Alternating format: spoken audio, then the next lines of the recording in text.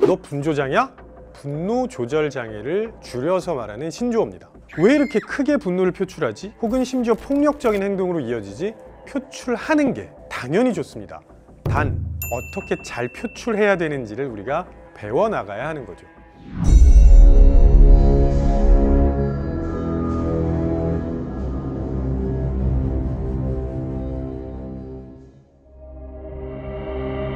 사이코패스 나르시시즘, 인격적 장애의 일종. 자신의 성공을 위해서는 가리지 않고 나쁜 짓을 저지르며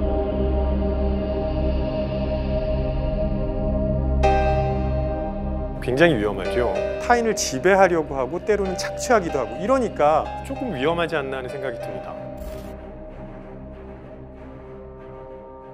이번 시간에는 분노 조절 장애를 확인해 보려고 합니다. 분조장 올 것 같다. 너 분조장이야?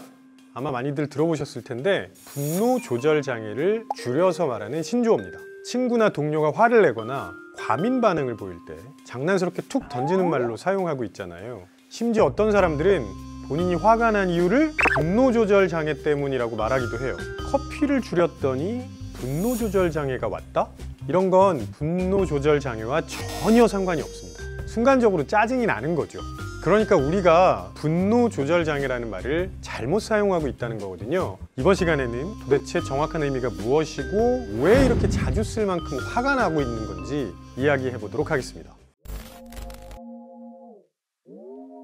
분노 조절 장애라는 건요, 본인의 분노를 조절하는 데 어려움을 겪는, 그래서 일상생활에 심각한 영향을 주는 그런 상태를 말하죠.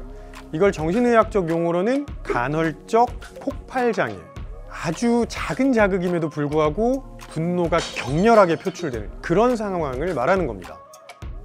분노 조절 장애 주요 증상을 보면 분명히 다른 사람들이 보기에는 사소한 일인데 왜 이렇게 크게 분노를 표출하지? 혹은 심지어 폭력적인 행동으로 이어지지? 자극에 비해서 너무 과도하게 분노 반응을 보이는 거죠. 또 그냥 일시적으로 화가 나는 게 아니라 지속적으로 폭발적인 반응을 보이는 것도 분노 조절 장애라고 볼 수 있습니다. 게다가 이렇게 분노를 폭발한 다음에는요, 굉장히 죄책감을 느끼거나 후회를 느끼기도 합니다. 거의 자제력을 잃고 폭력적인 반응을 동반할 때 분노 조절 장애라고 부르는 게 맞습니다. 단순히 화를 자주 내는 건 분노 조절 장애와는 다르다는 겁니다. 우리가 분노에 대해서 이야기할 정도로 실제로 우리 사회에 화가 많아진 것처럼 보이기도 합니다. 화를 참지 못하고 우발적으로 충동적인 범죄를 저지르는 일이 뉴스에 많이 보도가 되고 있잖아요. 이런 범죄들 중에 대다수가 분노 조절 장애 때문에 발생했다고 이야기하고 있죠. 자, 우리나라에 분노가 정말 많아졌을까요? 예전보다 사람들이 많아졌고 관계의 모습도 점점 얽히고 설키고 그렇게 가고 있습니다. 자연스럽게 우리가 경험하는 감정의 총량도 늘어나고 화의 총량도 늘어날 수밖에 없죠. 그런데 왜 우리는 이전보다 화가 그냥 더 많아졌다고 느낄까요? 우리는 옛날부터 참는 게 미덕이라는 말을 아주 자주 하고 살아왔습니다. 부모님이나 선생님들이 참을 인자 3번이면 살인을 면한다라는 말씀을 하실 정도로 꾹꾹 누르고 참는 걸 많이 가르쳐 주셨어요. 그런데 지금 시대가 달라졌죠.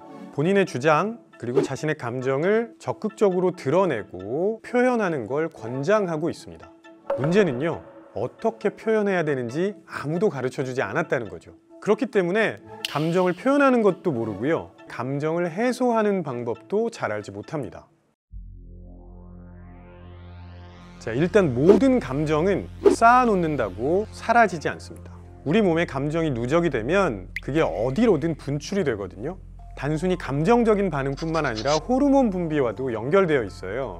예를 들어서 우리가 굉장히 화가 나면 스트레스 호르몬이 과다하게 분비가 됩니다. 그리고 이건 우리의 면역 체계에 안 좋은 영향을 주죠. 마음뿐만 아니라 몸에도 부정적인 영향을 줄 수밖에 없습니다.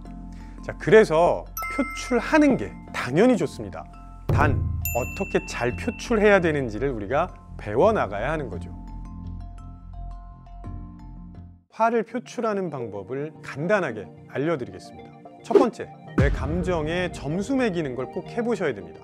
예를 들어서 옆에서 보기에 별로 화낼 만한 일이 아닌데 갑자기 극대노해가지고 막 이것저것 던지고 난리가 났습니다. 또 어떤 경우에는 나 같으면 진짜 절대 못 참을 것 같은데 하는 정도로 화가 난 상황인데 꾹꾹 누르고 있는 분들이 있어요. 왜 이럴까요? 내가 지금 어떤 정도의 강도를 경험하는지를 잘 모르기 때문입니다. 그래서 우리는 감정에 점수를 매겨보는 연습을 하셔야 돼요. 지금은 한 3점 정도 내가 분노를 느끼고 있어. 지금은 한 8점 정도 느끼고 있어. 이렇게 점수를 자꾸 매겨보시면 2점일 때, 9점일 때 대응하는 방법이 달라질 겁니다. 그리고 뒷담화도 생각보다 괜찮은 방법입니다. 뭐 윗사람이든 간에 그 사람에게 대해서 안 좋은 감정을 느낄 수 있죠. 그러면 직접적으로 공격적인 표현을 사용하시거나 직접적인 대상을 만들거나 이런 건 별로 좋지 않습니다. 종로에서 뺨 맞고 한강에서 화풀이 해라 이런 속담이 있잖아요. 이게 사실은 굉장히 좋은 속담입니다. 제가 보기에는. 왜냐하면 분노라는 부정적인 감정을 느끼고 있는데 이걸 그냥 꺼내면 사실 위험할 수도 있거든요. 그래서 분노를 꺼내도 안전한 곳으로 가서 해소하라는 말이죠. 내가 도대체 어떤 감정을 느꼈는지 왜 그랬는지를 표현하시는 것만으로도 많이 해소가 됩니다. 그런 이야기를 충분히 하시고 분노를 누그러뜨린 다음에 그 대상에게 가면 훨씬 더 편하게 말씀하실 수 있어요.